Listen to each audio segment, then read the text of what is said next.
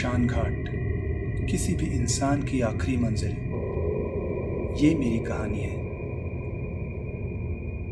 मेरे साथ एक दिन ऐसी घटना घटी जिस पर आप शायद ही विश्वास करेंगे। हम सबको जिंदगी में कामयाबी पाने के लिए अलग अलग आह्वानों का सामना करना पड़ता है, चाहे वो अपनों से कहीं दूर जाके पढ़ना हो या नौकरी करना हो। शायद इन्हीं कठिनाइयों को हम अनुभव कहते हैं। मेरी कहानी भी कुछ अलग नहीं है। मैंने मेरी पढ़ाई मेरे शहर में ही पूरी कर ली थी। बाकी लोगों की तरह मुझे भी मेरे शहर से बहुत लगाव है, लेकिन कामयाबी की उंगली थामने के लिए मुझे दूसरे शहर जाना था।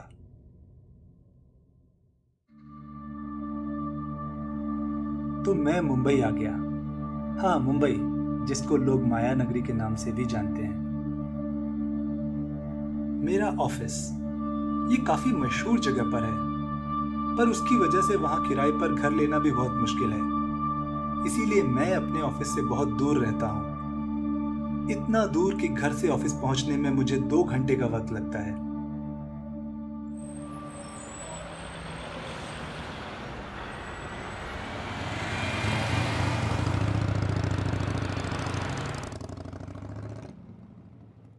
मैं जहां रहता हूं वो जगह शहर से दूर है।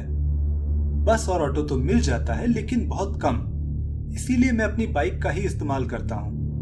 मैं जब ऑफिस से घर और जब वहां से वापस लौटता हूं तो रास्ते में एक शमशान घाट है। मैं जब से यहाँ रहने आया हूं तब से लेके आज तक मैंने देखा है कि हर रोज वहां किसी न किसी की मौत हुई है और जलाया जाता रहता है, हमेशा। राम नाम सत्य है, राम नाम सत्य है, राम नाम मुझे तो सत्य लगता है कि राम वो जगह नाम शापित सत्य ही है, होगी, राम नाम। क्योंकि वो शमशान घाट बिना जलती चिता के मैंने कभी देखा ही नहीं था। अब तो मुझे आदत भी हो गई थी ये सब देखने की।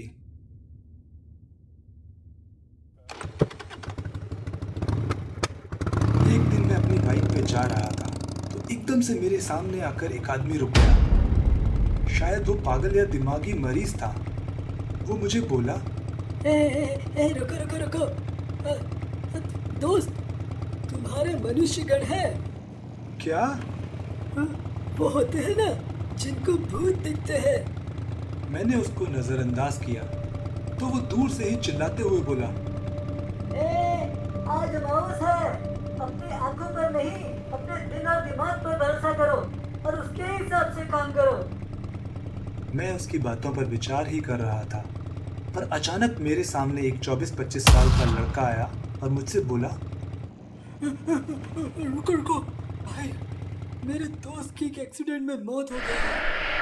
क्या तुम मुझे शमशान घाट तक छोड़ सकते हो?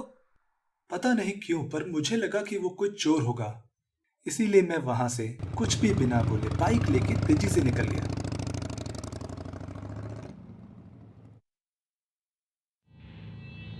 अगली सुबह जब मैं पेपर पढ़ रहा था तो उसमें मैंने उसी लड़के की तस्वीर देखी और खबर पढ़ के मैं चौंक गया।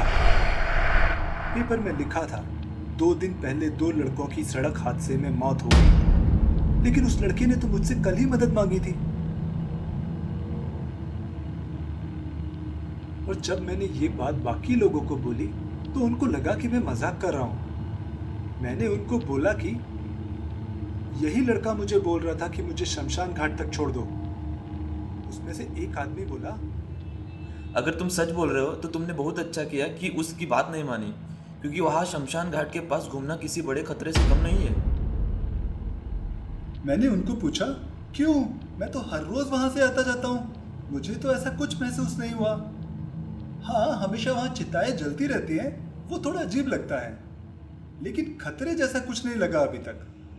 मेरी इस बात से लोग आपस में बातें करने लगे, सब मेरी तरफ देखने लगे, और फिर तभी वो आदमी बोला, किसकी चिता है?